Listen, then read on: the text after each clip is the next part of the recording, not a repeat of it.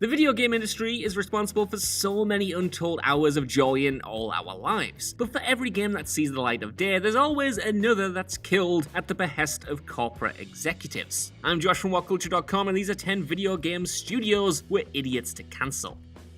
Number 10, Batman Project Sabbath. It's hard to believe that the last time we got a really good dose of Batman in gaming was over 6 years ago in 2015's Batman Arkham Knight. In the years that followed, speculation has been rife about what was going to happen to the Batman gaming IP. Would Rocksteady keep going and make something new, or would Batman Arkham Origins developer Warner Bros. Montreal continue on Rocksteady's legacy? As we now know though, Rocksteady is actually developing Suicide Squad Kill the Justice League, while Montreal is working on a co-op Batman universe adventure called Gotham Knights. However, it has recently come to light that this wasn't the original plan. Codenamed Batman Project Sabbath, Montreal's original version for a new Batman game would have had an older, more grizzled Bruce Wayne, complete with a Kratos-like big bushy beard, and also included a playable Damian Wayne as he takes up the mantle of Batman. He's hoping that Gotham Knights will be as good as this could have been, as it sounds like a real shame that this one was cancelled.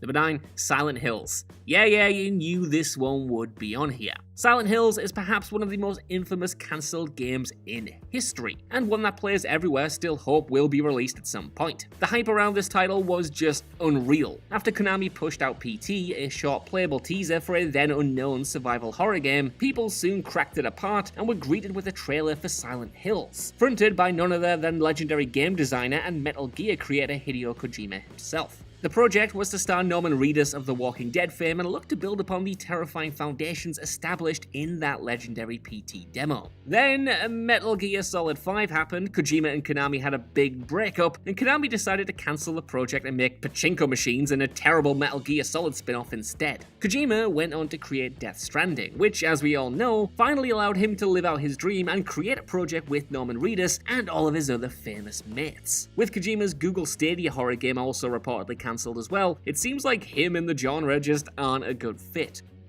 Number 8, Star Wars 1313. Star Wars and video games seem destined to be together. That said though, despite a huge amount of Star Wars games being released over the years, there have been quite a few which have had their proverbial heads cut off and their arms cut off before they ever saw the light of day. The first of these, and one of the hardest hitting, was Star Wars 1313. First released via a bombastic trailer at E3 2012, oh my god, I am so old, 1313 was to put you in the shoes of none other than old favourite bounty hunter Boba Fett in a third-person fast-paced shooter. It looked brilliant at the time, full of excellent environments and slick combat, and it really could have been something special. Unfortunately though, Star Wars 1313 was cut off just a year after its initial reveal, after Disney shut down the developers LucasArts and subsequently fired most of the staff who worked there. Number 7, Bully 2. Just recently, in November 2021, rumors began to circulate that Rockstar, behind closed doors, had quietly cancelled a project that had already cost them over $50 million. With Grand Theft Auto 6 no doubt already in the works and there being absolutely no chance of that thing being cancelled, and with it being very unlikely that Rockstar would cancel Red Dead Redemption 3, a lot of people thought that this might be the sequel to a classic Rockstar game of yesterday, Bully 2. In a recent call with investors, Take-Two's CEO Strauss Zelnick noted that, quote, "A lot of time and resources went into the property," end quote, but ultimately, the project wasn't reaching the level of excellence Rockstar normally aspires to in their games, with I guess the exception of GTA Definitive Edition. He went on to say, quote, "When we talked about our robust pipeline over a multi-year period, we did say that certain titles would not make it, and this was one of them," end quote. Bully 2 has of course been rumored to be in development at Rockstar for years, and if this is true, it's a real shame as it could have been easily a very popular sequel if done right. Number 6, Days Gone 2. When it first released, Days Gone was met with casual indifference and got a bit of a drubbing from critics. As such, it didn't really set the world on fire, and instead the game sold pretty well, but in the eyes of Sony it wasn't considered a massive success on the level of something like Horizon or Ghost of Tsushima. The end of Days Gone though leaves it wide open for a sequel, and developers Sony Bend were definitely planning to make one and even pitched it to Sony. Unfortunately though, it wasn't greenlit, and instead Sony Bend was tasked with helping Naughty Dog on their projects and is heavily rumored to be working on a new IP. And this is a real shame, as a sequel could easily iron out the few problems of the original and deliver a more streamlined, memorable, and overall more enjoyable game than the first one was. I mean, that's not even to say that the first one wasn't enjoyable, just this series had so much potential, and Sam Witwer deserves to finally get a successful series.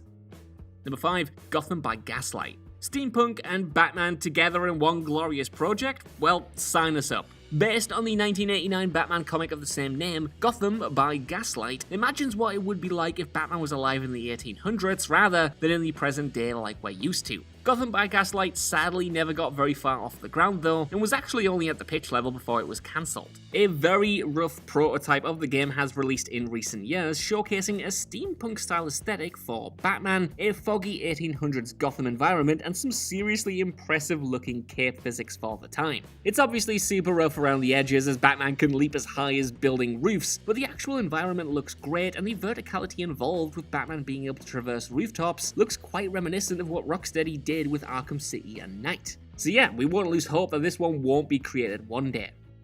Number 4, Hangar 13's $50 million superhero game. While Hangar 13 aren't as well known as some of the developers on this list, they have quite the pedigree of making good games. After all, they're the people behind Mafia 3 and the Mafia Definitive Edition, and recent rumors pointed to the fact that Hangar 13 was at one point working on a sci-fi superhero game, but this has since been canned by parent company Take-Two. And again, that's a real shame, as the planned project, codenamed Vault, has been described as, quote, Saints Row meets Cthulhu, and had a planned emphasis on multiplayer gameplay, implying that it would be some kind of large-scale open world game where you could run amok with your friends as superheroes. Ultimately, Take-Two looked at all of this and decided to pull the plug before it ever saw the light of day. But it could have been something special.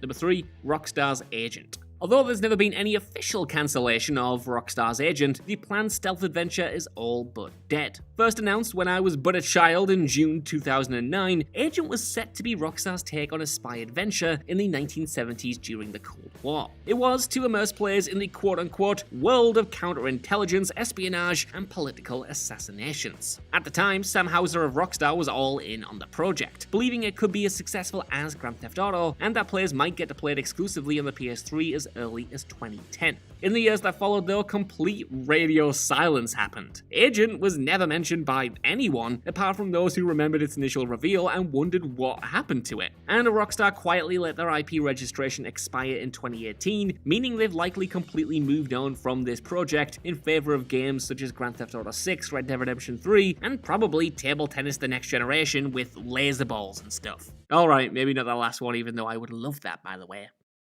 Number 2, the Uncharted Remake. This one might sound a little bit mad, but bear with me. A few years ago, it was reported that a new first-party studio had been established within Sony, with its first project remaining a tantalizing mystery that the likes of me and Scott Tailford speculated over endlessly. The new team allegedly wasn't viewed particularly kindly in Sony's eyes. They apparently initially wanted to remake Uncharted Drake's Fortune, the first game in the legendary trilogy for next-generation consoles. The idea was to essentially bring it up to date, giving it the kind of graphical fidelity seen in The Last of Us Part 2. And that is a game that could look amazing with a proper remake, as it's easily the most dated of Naughty Dog's modern titles. Unfortunately, this was shot down and the team instead was put on remaking The Last of Us Part 1, a title far less in need of a remake as it still looks and plays amazing to this day. I mean, The Last of Us is one of my favourite games of all time, but come on guys, isn't it a bit too soon to remake it? Like, this thing is still good.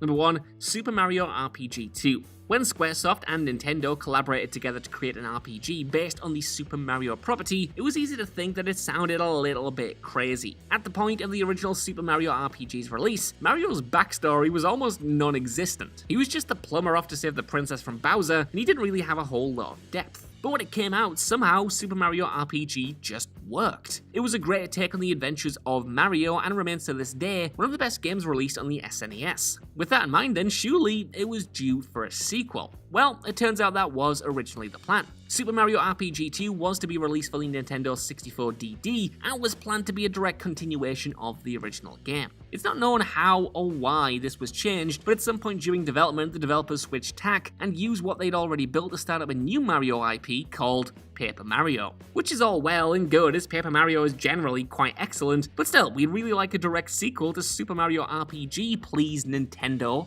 It would be perfect for the Switch, I'm just throwing that out there.